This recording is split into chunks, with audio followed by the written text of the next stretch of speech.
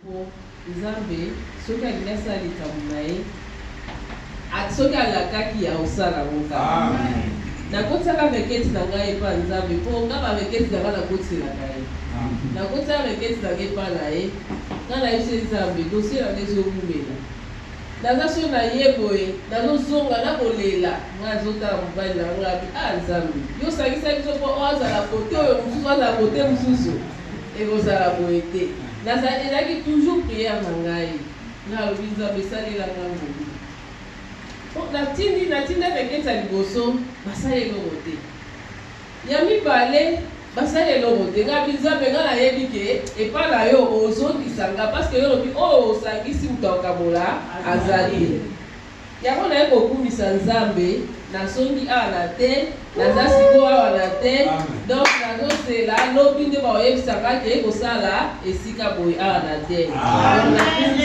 Nzambe mpona yango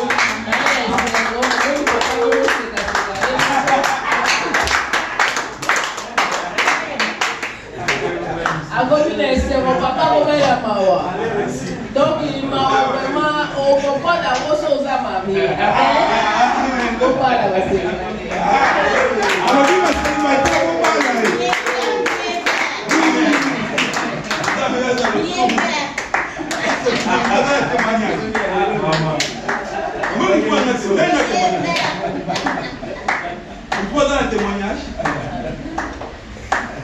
un témoignage. Vous qui sont aujourd'hui, mon ami, soit de témoigner. Donc, je devrais te remettre dans le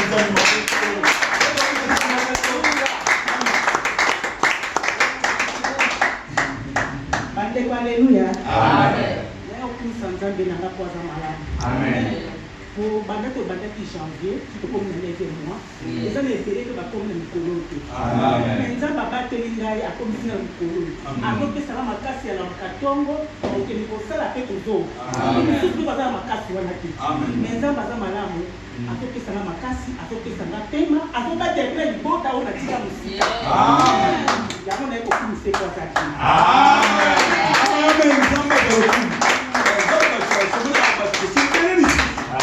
Si Satan a sauvé, soit fidèle dans ma week-end, nous avons appelé ce qui m'a demandé. Dans le moment où nous avons bâti ce chanson, nous avons remis ma qualité. Toujours juste. Le côté de la citation de chanson en adoration, côté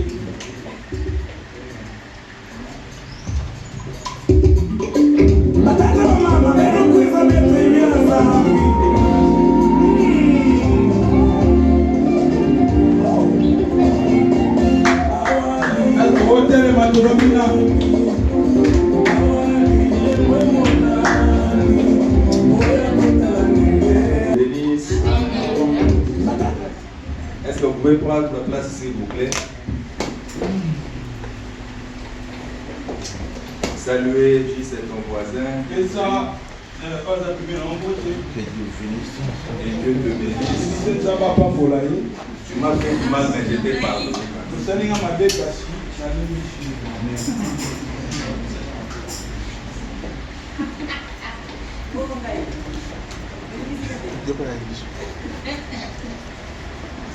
Amen. Amen. Je suis content de voir mon frère. Amen.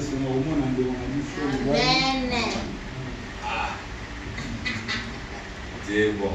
Amen. Amen. Amen.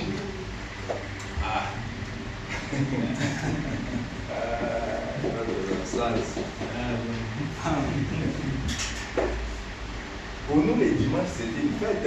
On a vu ça, pour la fête. Vous savez, pendant la jeunesse, moi, je ne rêve qu'aujourd'hui comment je vais voir ma sœur, je vais voir papa, je vais voir tout le monde. Parce que la semaine, c'est impossible. Vous voyez, attends, la dernière année, parce que la carte à poste, ça passe. Dans la famille, lorsque tu n'es pas joyeux de voir tes frères et sœurs, c'est qu'il n'y a pas l'amour. Mais quand je vous vois, je rentre toute la semaine, je suis joyeux, je sais, ok, je vous avais vu, ils sont bien, Dieu continue à les bien.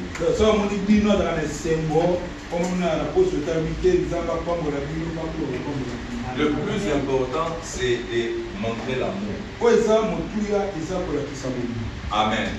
Nous pouvons être les 2, 3, 4, mais s'il y a l'amour, pour nous c'est tout, parce que Dieu est amour. Que Dieu vous bénisse. Je serai très court aujourd'hui. Nous allons parler sur le noces de Cana.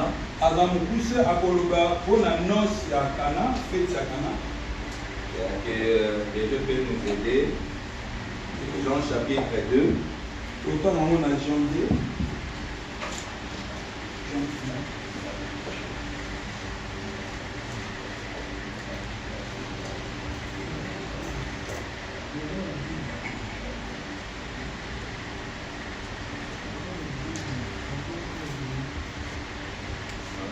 Jean 2. Tu lis l'histoire des noces de Cana.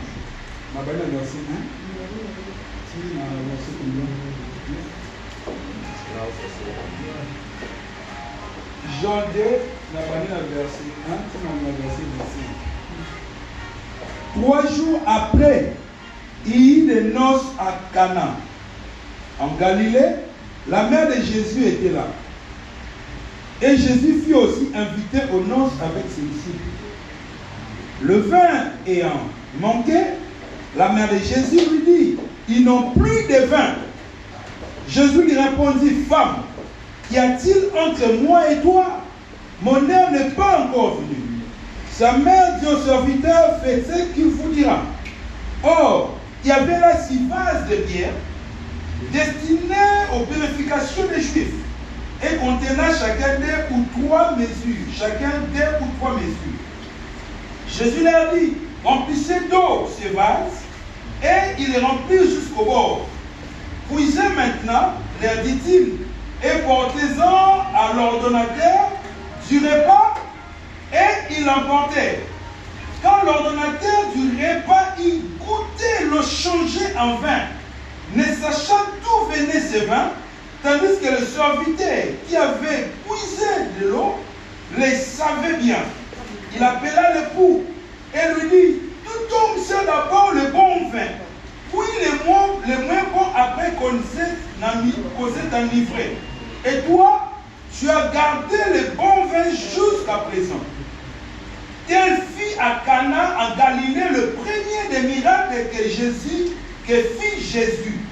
Il manifesta sa gloire et ses disciples crurent en lui. Parole du Seigneur. Amen.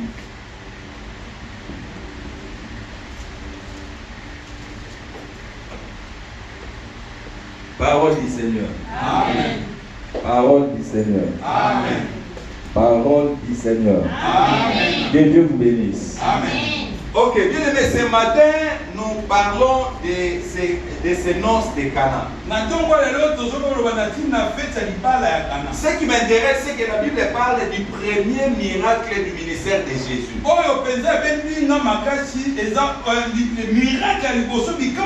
Bible dit, après 3 jours, Jésus alla dans ces noces de Cana. Le chiffre 3 intervient toujours dans la vie de Jésus. Après 3 jours, il fut ressuscité.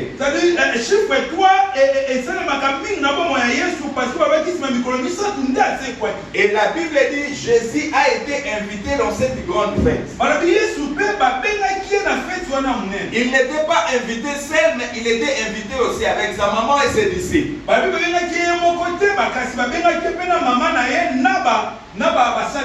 Le plus important pour moi, c'est d'abord le caractère de cette invitation. C'est-à-dire,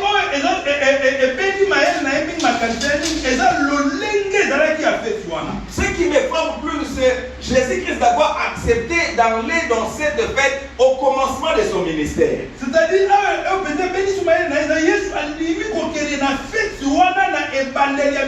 Jésus pouvait commencer aussi son ministère en allant ressusciter un mort.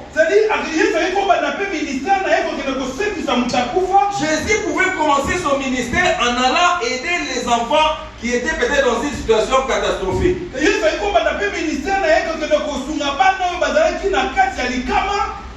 Jésus a commencé son ministère dans une fête. Kasi Yesu abali musala na ya Nzambe kati na fête. Le ministère de Jésus a commencé dans une fête. C'est le ministère ya Yesu ebandaki na kati ya fête. Parce que c'est là que la Bible souligne qu'il a accompli son premier miracle, c'était dans une fête. Kuna te Bible le malamu Yesu ni bikamwana liboso asalaki ezaki na kati ya fête. Or, lorsqu'on parle de la fête, on voit la joie, on voit la réjouissance. Oh ndeke ndoka zote mutozolo bela fête tuzomona esengo na kosepela. Jésus a commencé le christianisme dans la réjouissance et dans la joie. C'est Yesu abandi christianisme musala ki Kristu na kati na esengo na kati ya kosepela. L'invitation au christianisme, c'est une invitation à la fête. C'est tant bazobenga yo kati ya christianisme bazobenga kati na fête.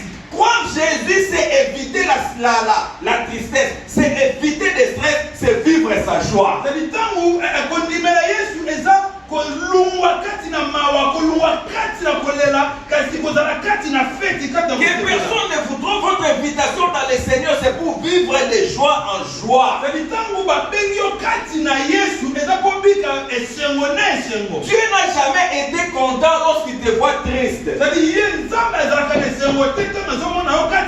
C'est pourquoi on appelle Jéhovah Rapha, parce qu'il est là pour te guérir lorsque tu es malade. C'est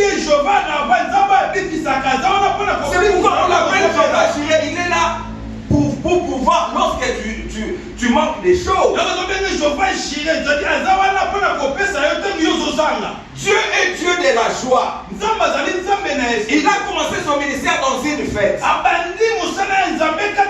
C'était dans des acclamations. Là où les gens dansaient. Là où les gens étaient joyeux. C'est là que Jésus avait choisi pour commencer son travail. Mes amis, laisse-moi vous dire. Dieu n'est pas simplement Dieu qui doit t'accompagner dans le malheur. Non. Dieu aussi est Dieu qui t'invite à vivre une bonne vie. L'invitation du christianisme, ce n'est pas être invité à la pauvreté, mais c'est l'invitation à la prospérité.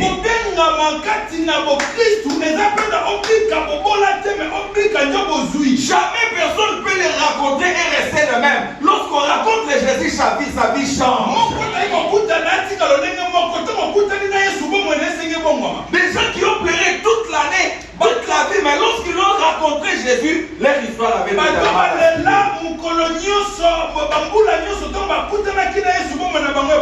Tu n'as pas commis d'erreur en acceptant Jésus. Au contraire, c'est une opportunité. C'est une porte qui a été ouverte pour toi à vivre des réjouissances et des joies, des bonnes choses dans ta vie.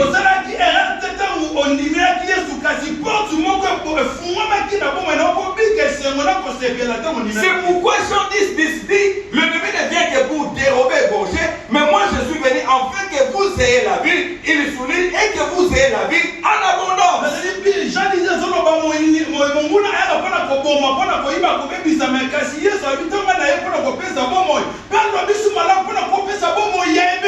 Et il continue en disant, vous connaîtrez la vérité et la vérité vous affranchira. Et si le Fils de l'homme vous affranchit, la Bible souligne, vous serez réellement libre. C'est le mot qui me retient. La Bible dit réellement. C'est la réalité. Donc le Seigneur, ce n'est pas de l'illusion. Lorsque nous parlons de la joie, lorsque nous parlons d'une bonne vie, lorsque nous parlons du succès, ce n'est pas imaginaire, mais c'est une histoire vraie. Tu vivras cette gloire, tu vivras cette joie, tu toucheras à cette joie. Cela fait partie de ton héritage. C'est pas des choses que Dieu a préparées pour toi. C'est pourquoi Jésus, il a répondu à Pierre, ceux qui ont abandonné tout, ceux qui ont tout abandonné pour me suivre, ils resteront dans cette vie-ci. Des maisons, des enfants, la santé, la promotion. Et moi je déclare aujourd'hui, comme Jésus a commencé son ministère dans une fête, ta vie est de fêtes et de fêtes et de fêtes. Oh, est-ce qu'il y a quelqu'un? Est-ce qu'il y a quelqu'un qui m'a écouté? Tu m'as écouté vraiment? J'ai dit ton invitation dans le Seigneur. C'est pour que ton lundi soit une fête, le mardi soit une fête, le mercredi soit une fête, janvier soit une fête, décembre soit une fête, 2025 une fête. Ta vie sera de fête en fête. C'est pourquoi la Bible dit ta vie sera de gloire en gloire, de succès en succès. Le fait que tu es plongé dans le miroir qui est la parole de Dieu, Dieu t'amènera à une transformation, de gloire en gloire, de succès en succès, parce que tu es connecté avec le miroir. Tu es la parole qui est Jésus. L'invitation au christianisme, c'est une invitation à la fête. Ce n'est pas une invitation au souci. Ce n'est pas une invitation au regret. Mais lorsque le Seigneur nous a invités, il est invité pour impacter nos vies. Il est invité pour changer ta vie. Tu es ici pour que ta vie soit meilleure. Je peux te dire une réalité. Si ta vie ne change pas, je ne sais pas si tu es avec le Seigneur. Mais tous ceux qui ont été avec le Seigneur, ils étaient des hommes sales. Ils étaient des femmes abandonnées dans la société. Mais lorsqu'ils ont rencontré Jésus, Jésus a amené la lumière. Jésus a amené l'eau de la parole. C'est l'eau qui nous purifie. C'est l'eau qui nous rend propre. Lorsqu'ils ont rencontré Jésus, la vie a changé. Je vais prophétiser ce matin. Tu n'as pas fait une erreur à rencontrer Jésus dans ta vie. Il y a une porte de la voie qui a été ouverte. Il y a une porte de la grâce qui a été ouverte. Tu ne marches plus seul. Tu marches avec Jésus. Qui est Jésus? Jésus c'est la lumière. Qui est Jésus? Jésus c'est le roi. Qui est Jésus? Jésus est le Dieu. Qui est Jésus? Jésus est le bon berger. Tu ne marches pas seul. Tu marches avec Dieu. Tu marches avec le Seigneur. Et la Bible dit, il ne t'abandonnera jamais. Il ne te laissera jamais. La Bible continue à dire ça. Vous qui êtes déchargés, venez à moi. Je vous donnerai du repos. Ah, je ne serai plus chargé par le célibat. Je serai plus chargé par la pauvreté. Je serai plus chargé par la maladie. Il est temps maintenant de vivre la joie, de savourer la joie ensemble avec le Seigneur. Amen. Est-ce qu'on peut acclamer le Seigneur? Deuxième des choses, Jésus est allé dans une fête de mariage. C'est que Jésus a donné de la valeur au mariage. C'est-à-dire que il pouvait aller dans une fête d'anniversaire. Pourquoi Jésus a choisi que le mariage? C'était simplement pour valoriser le mariage qui a été bafoué depuis longtemps. Le diable a tout fait pour détruire le premier mariage. Le premier mariage, c'était un mariage heureux. La Bible dit, après leur mariage, Dieu a construit un jardin d'Éden et Dieu a placé l'homme et la femme pour y habiter. Le mariage est la source de la prospérité dans la vie d'une personne. Le mariage est la source de l'épanouissement dans la vie d'une personne. Mes amis, si ta vie n'avance pas, essaye d'entrer dans le mariage, tu verras ce que Dieu fait. Peut-être si le premier mariage avait échoué, Dieu t'a pardonné, le passé est passé. Mais essaye maintenant, tu verras que le mariage dans le Seigneur, c'est une source de joie.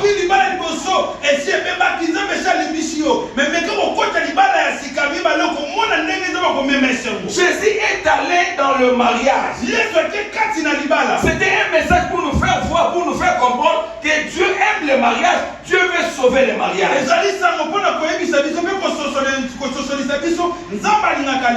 Vous savez qu'au commencement, il y avait beaucoup de choses que Dieu pouvait faire, mais Dieu ne pouvait pas les faire sans le mariage.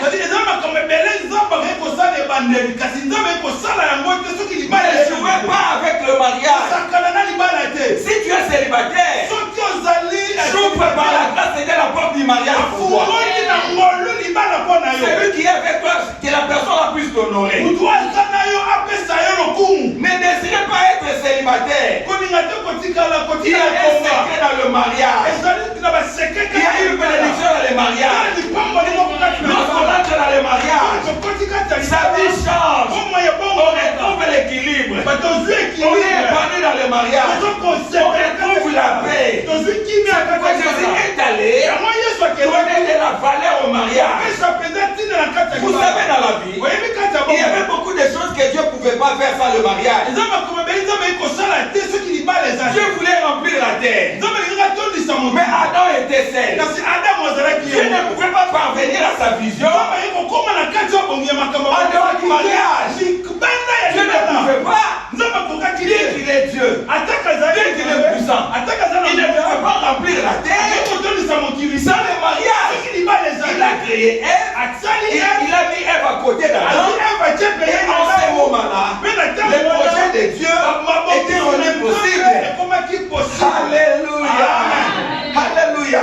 Il y a d'autres projets qui restent pendant dans ta vie. C'est pas parce que tu n'es pas encore marié.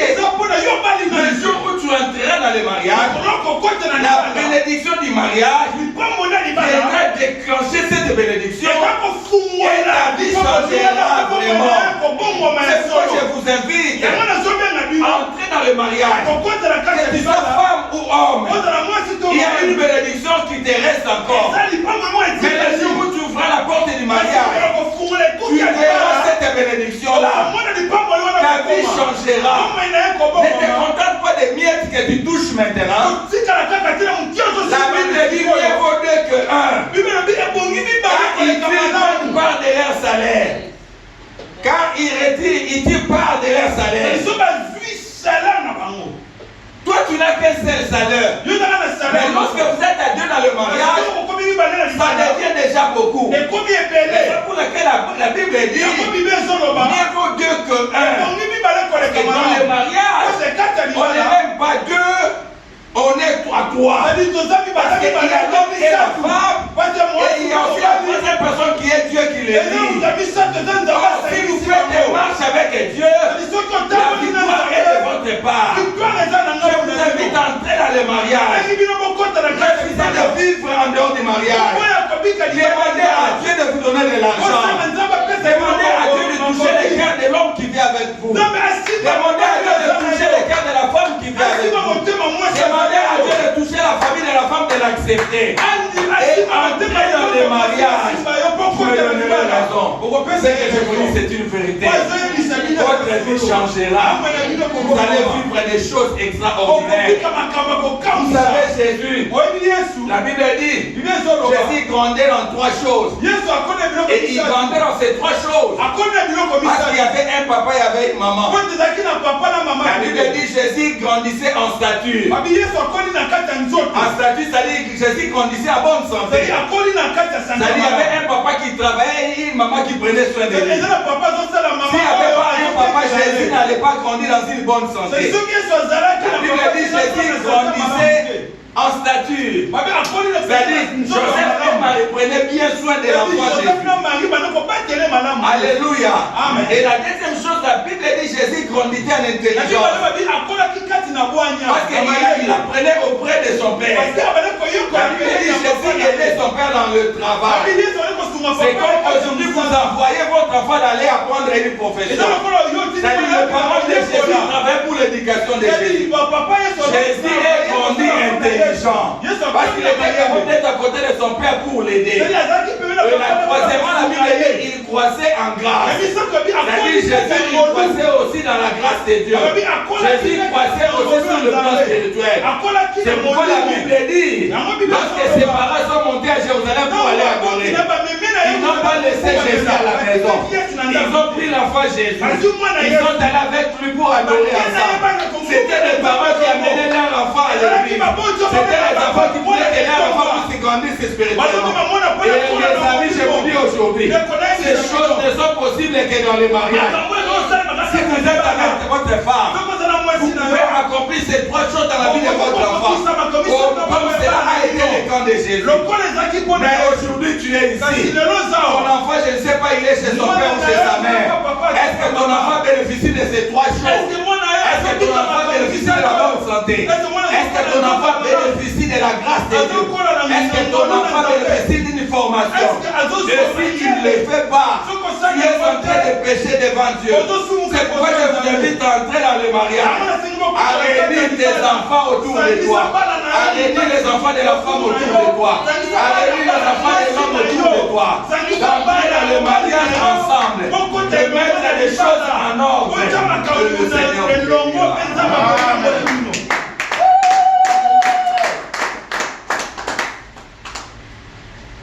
Alléluia. Amen. Ils ont invité Marie. Babengi Marie Dans leur mariage. Marie était là. Bien aimé, il faut savoir choisir, inviter des gens dans vos vies. Dans cette fête, ils ont invité Marie. Qui était Marie? Marie, c'était une personne qui marchait sous la grâce de Dieu. Marie, c'était une personne dont les prophètes ont parlé dans les sièges dans les temps anciens. Une vierge concevoir. C'est cette femme-là qu'on avait invitée. C'était une femme qui avait la promesse de Dieu. C'était une personne qui était en connexion avec Dieu. C'était une personne qui était considérée comme une servante de Dieu. C'est cette personne qui s'est invitée dans la fête. Vous allez voir comme ils ont invité une bonne personne. Cette bonne personne plus tard fit la source d'une bénédiction à la fête. Parce que c'est Marie qui est allée ouvrir la porte de la bénédiction dans cette fête. Parce qu'ils avaient invité une bonne personne. Qui est-ce que tu invites dans ta maison? Qui est-ce que tu invites dans ton amitié? Qui est-ce que tu invites dans tes affaires? Est-ce qu'elle est porteur de la criche? Est-ce qu'elle est porteur d'une grâce? Est-ce qu'elle est porteur d'une bénédiction? Qui est la personne qui est à côté de toi? Il te servira en quoi demain? Mais Marie a servi à quelque chose. Elle était invitée dans cette fête-là. Elle a contribué à quelque chose. Mais les gens que tu associes dans ta vie, ces gens-là contribuent à quoi? Est-ce qu'ils contribuent à ta restauration? Est-ce qu'ils contribuent à la bénédiction? Est-ce qu'ils contribuent à quoi? Il y a des gens que tu as invités dans ta vie, ils ne contribuent qu'à la bière. Pour vendre la bière, ils mettent leur argent. Mais pour inviter son ami dans l'église, il ne le fera pas. Pour conseiller son ami à abandonner les mains, il ne le fera pas. Pour prier pour son ami, il ne le fera pas. Mais il est prêt pour t'amener dans les mains. Des gens qui ne marchent pas avec la bénédiction, mais des gens qui marchent avec des malédictions. Bien aimé, il faut faire attention dans la vie. Il ne faut pas introduire tout le monde dans ta vie. Il faut savoir qui est invité dans ta vie. Il faut savoir qui est invité à être ton proche. La Bible dit ne marchez pas avec les moqueurs. Ne marchez pas avec les mauvaises personnes. Tu marches avec quelqu'un. Du matin au soir, il ne fait que critiquer les hommes de Dieu. Du matin au soir, il ne fait que critiquer les églises. Il n'a même pas la moindre preuve. Mais simplement ses pensées. Même si vous êtes bien avec lui, il te détruit que tu le veuilles ou pas. Même si tu lui donnes de l'argent, même si tu lui respectes, il fera tout pour te détruire. Faites attention à l'église. Nous avons commis des erreurs. Nous avions approché des gens. Mais ce n'était pas des maris. C'était des loups-ravisseurs. Et puis quand on s'est rendu compte, on nous avait déjà détruit. Faites attention mes amis. Choisissez qui il faut côtoyer. Il faut inviter dans ton entourage. Il faut inviter une personne qui t'aime. Une personne qui peut se sacrifier. Une personne qui peut couvrir tes erreurs. Une personne qui ne peut pas te faire salir. Une personne qui va te conseiller en secret. Une personne qui va pas t'exposer devant les gens. Une personne qui peut te soutenir. Cherchez des gens comme ça tout autour de toi. Ce sont ces gens-là qui seront des maris. Amen. Alléluia. Amen. Bien aimé dans ce monde, nul n'est comme Jésus. Nous demandons la grâce de Dieu pour devenir comme lui. Mais dans cette marche, pour y arriver, il y a les hauts et il y a les bas. Mais si tu viens avec celui qui t'aime, il priera pour toi lorsque tu es tombé. Il n'ira pas pour salir ta réputation. Il n'ira pas même pour parler de mal de toi. Il sera là chez nous pour prier pour toi. J'ai vu David était en conflit avec Saoul. Il a rencontré quelqu'un qui est venu dire à David, voici moi j'ai tué Saoul. David avait regretté. Tu ne peux pas le faire. Parce que c'est moi qui est son ennemi. C'est moi qui vais le détruire. Mais je ne peux pas le faire. Parce que je ne veux pas que le fils des Philistins puisse chanter que le roi d'Israël est tombé. David n'a pas vu son intérêt. Mais il a défendu l'intérêt d'Israël. Un enfant de Dieu, il ne défend pas son intérêt, mais il défend l'intérêt du royaume de Dieu. Lorsque toi tu es sali, ce n'est pas toi, mais c'est l'honneur de notre royaume qui est sali. Raison pour laquelle je vais prier pour toi, je vais te protéger devant les ennemis pour que cela n'arrive pas. Il faut être marié. Qui est mari que vous invitez dans votre vie? Aujourd'hui, si ta réputation est détruite, c'est à cause de cette copine-là. Tu avais fait, je ne sais pas qu'est-ce qu'on dit, un mauvais ou une mauvaise casting. Un mauvais casting. Alléluia. Il faut savoir se choisir des gens.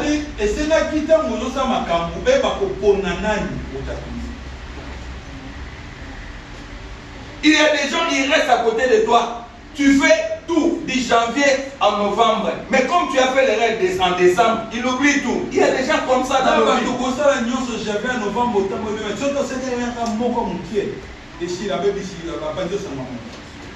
Surtout dans l'église. Nous sommes des enfants de Dieu. Les enfants de bien se voir. Ne vivons pas dans l'hypocrisie. Vivons dans la vérité. Vivons dans l'amour. Aimons-nous les uns les autres. Soutenons-nous. C'est en cela que les gens reconnaîtront qu'il y a de l'amour parmi nous. Et Jésus a dit, lorsqu'ils verront l'amour, c'est alors qu'ils témoigneront que vous êtes mes enfants. Alléluia. Amen. Je vais donner un témoignage. Je me souviens lorsque nous étions au camp Éléonas, il y avait des mamans dans l'église, on priait ensemble.